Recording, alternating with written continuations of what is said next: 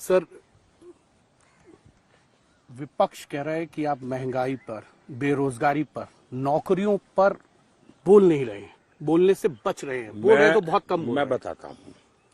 अब देखिए, महंगाई जब उनकी सरकार थी 2.5 लाख में इनकम टैक्स भरना पड़ता था। आज 7 लाख तक इनकम टैक्स नहीं भरना पड़ता है। मतलब उसके हजारों रुपये इनकम टैक्स जो भरना पड़ता तो वो बच रहे हैं। हम 5 लाख रुपए तक आरोग्य में मुफ्त इलाज करवाते हैं। इसके कारण उसके सर पर बोझ हट गया। सामान्य मानवी को दवाई का खर्चा बहुत होता है। आज जो दवाई बाजार में 100 रुपये में मिलती है वो हम 20 रुपये में देते हैं, 10 रुपये में देते हैं। उसका बोझ कम हो रहा है। 80 करोड़ लोगों को मुफ्त में अनाज मिलता है। और दूसरा, इस देश में महंगाई सबसे ज्यादा आजादी के बाद श्रीमती इंदिरा गांधी के जमाने में थी। तीसरी बात, मैं चाहूंगा कि आप जैसे लोग विद्वान एक काम करें, लाल किले पर से पंडित नेहरू के, श्रीमती गांधी के और राजीव गांधी के लाल किले से भाषण सुन लीजिए। हमारा बयान की जरूरत नहीं। आप हैरान हो जाएंगे, लाल किले पर से पंडित नेहरू ये भाषण कर रहे हैं कि देश में महंगाई बहुत बड़ी है। आप चिंतित हैं, मैं भी चिंतित हूं, लेकिन आपको पता होना चाहिए कि नॉर्थ कोरिया साउथ कोरिया की लड़ाई चल रही है, इसलिए महंगाई बढ़ी है। उस जमाने में तो ग्लोबलाइजेशन था नहीं। नॉर्थ कोरिया साउथ कोरिया की लड़ाई का दुनिया की किसी इकोनॉमी पर प्रभाव नहीं हो सकता था, लेकिन उस समय भी वो बहाना ढूंढते थे। आज तो जहां लड़ाइयां चल रही है वो सीधी सीधी दुनिया में फ्यूअल, फर्टिलाइजर एंड फूड सीधा इंपैक्ट करने वाली लड़ाई का क्षेत्र है। इसके बावजूद भी पेट्रोल का दाम कंट्रोल में रखा हमने। उसके बावजूद भी हमने महंगाई बढ़ने नहीं दी। इन सारी कठिनाइयों के बाद भी हमारा यूरिया, वो भी युद्ध के क्षेत्र में है। दुनिया में यूरिया की बोरा 3000 रुपये में बिकता है। हिंदुस्तान के किसान को 300 रुपये मिलता है। और इसलिए ये झूठ और नारेबाजी करते रहते हैं। जहां तक रोजगार का सवाल है, जब उनकी सरकार थी तब करीब सैकड़ों में स्टार्टअप्स थे। आज 1.25 लाख 1.5 लाख स्टार्टअप्स हैं और टियर 2 टियर 3 सिटी में भी है। एक स्टार्टअप एवरेज 4-5 नए लोगों को रोजगार देता है। इसको क्या कहेंगे? हमारी मुद्रा योजना, क्योंकि हम चाहते हैं कि देश के नौजवान को, जिसको नौकरी की संभावना है नौकरी मिले, रोजगार की संभावना है रोजगार मिले, स्वरोजगार की संभावना है उसको स्वरोजगार के अवसर मिले। हमने मुद्रा योजना लाई। करीब 42 करोड़ लोन्स उसमें पास हुई है। करीब 28 लाख करोड़ रुपया, हो सकता है मेरे आंकड़े इधर उधर हो, 25 से 28 लाख करोड़ रुपया उनको डिस्पर्स किया गया बिना गारंटी। और इसमें 70% से ज्यादा फर्स्ट टाइमर है और हर व्यक्ति कम से कम 2 लोगों को रोजगार देता है। दूसरा, सरकार ने लाखों लोगों को रोजगार दिया है, लाखों लोगों को रोजगार दिया है।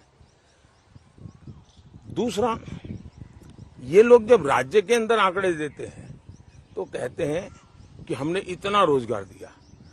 तो ऐसा तो कैसे हो सकता है भाई कि एक राज्य में रोजगार मिला लेकिन देश में नहीं मिला? कोई राज्य देश के बाहर तो है नहीं। तो ये झूठ बता रहे हैं, उनके पास कोई मुद्दा नहीं है। लेकिन इसके बावजूद भी मैं कहता हूं कि देश में लगातार हमने रोजगार के लिए, स्वरोजगार के लिए लगातार हम प्रयास कर रहे हैं, अच्छे प्रयास कर रहे हैं। लेकिन वो पुराने जमाने वाली चीजों से अब चीजें बाहर आए। जैसे स्पोर्ट्स एक ऐसा क्षेत्र खुल रहा है। महिलाएं, जैसे हम 1 करोड़ लखपति दीदी बनाया, अब हम 3 करोड़ लखपति दीदी बनाने जा रहे हैं। तो बिना काम तो होता नहीं है। रोड्स, हाईवेज पहले से डबल बन रहे हैं, तो कोई तो काम करता होगा।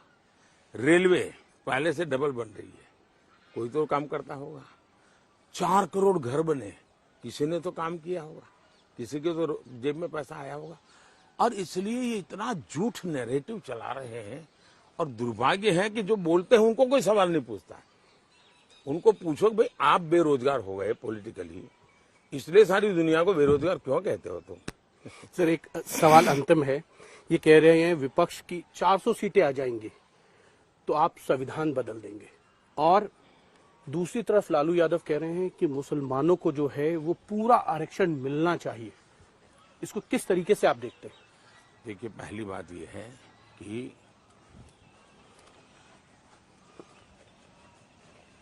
उन्नीस से 24 हमारे पास 400 सीट थी, 360 के करीब हम जीत करके आए थे, और एनडीए प्लस कहे तो हमारे पास 400 हमेशा रही है। तो सीट आने से संविधान बदल जाते हैं, ये तर्क गलत है। संविधान के साथ धोखा इस परिवार ने किया है। संविधान बनने के बाद सबसे पहले संविधान बदला पंडित नेहरू ने। उन्होंने क्या किया? सबसे पहले पंडित नेहरू ने संविधान संशोधन किया, और क्या किया? फ्रीडम ऑफ स्पीच को रिस्ट्रिक्ट किया। फिर इनकी बेटी आई इंदिरा जी ने क्या किया? आपातकाल लगा दिया। कोर्ट के जजमेंट को उन्होंने नकार दिया, उनका चुनाव रद्द हो चुका था।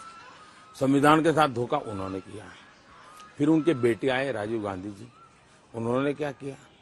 उन्होंने आकर के भारत के मीडिया को कंट्रोल करने के लिए एक बिल लाए। देश के मीडिया ने और देश के विपक्ष ने बहुत बड़ा हल्ला किया तो बच गए, लेकिन तब वो संविधान की भावना के खिलाफ करने गए। उनके बेटे शहजादे, उन्होंने क्या किया? संविधान की कोख से जन्मी हुई सरकार होती है, और सरकार की कैबिनेट वो संविधान के अधिष्ठान पर होती है। कैबिनेट ऐसी हवा में नहीं होती। वो कैबिनेट जो निर्णय करे वो संविधान से सुसंगत होता है। उस कैबिनेट के निर्णय किया डॉक्टर मनमोहन सिंह जी के ने। इन्होंने प्रेस कॉन्फ्रेंस बुला करके उस कैबिनेट में जो निर्णय किया गया था उसके लीरे उड़ा दिए। मतलब वो एक कागज नहीं फाड़ रहे थे, भारत के संविधान के टुकड़े कर रहे थे। वो बाबा साहब आम्बेडकर की पीठ में छुरा भोंक रहे थे। वो भारत के संविधान निर्माताओं की भावनाओं को चूर चूर कर रहे थे। परिवार की सभी पीढ़ियों के सभी मुखियाओं ने संविधान के साथ ये बदतमीजी की है। उनको संविधान शब्द बोलना भी उनके मुंह में पाप लगता है। जहां तक भारतीय जनता पार्टी का सवाल है, हमारा कमिटमेंट है, हम SC, ST, OBC धर्म के आधार पर आरक्षण नहीं देंगे, नहीं होने देंगे। भारत के संविधान ने SC, ST, OBC को आरक्षण दिया हुआ है। संविधान की मूल भावना के खिलाफ हम होने नहीं देंगे। दूसरा, संविधान सभा की भावना थी कि वो किसी भी हालत में वे धर्म के आधार पर देश में आरक्षण स्वीकार नहीं करेंगे। बाबा साहब आम्बेडकर का मत था कि संविधान में धर्म के आधार पर आरक्षण नहीं हम रख सकते हैं।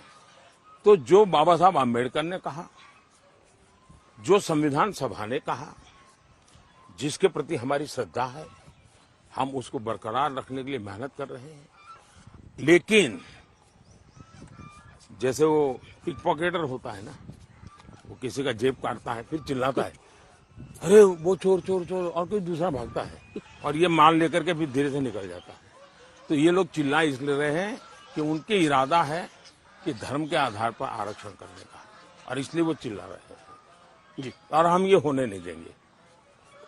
चलिए, बहुत अच्छा लगा मुझे, बहुत बहुत धन्यवाद सर। बहुत बहुत धन्यवाद सर भैया, आपने आज तक के लिए इतना समय दिया दर्शकों के लिए, अपने व्यस्त समय में से। बहुत बहुत धन्यवाद सर।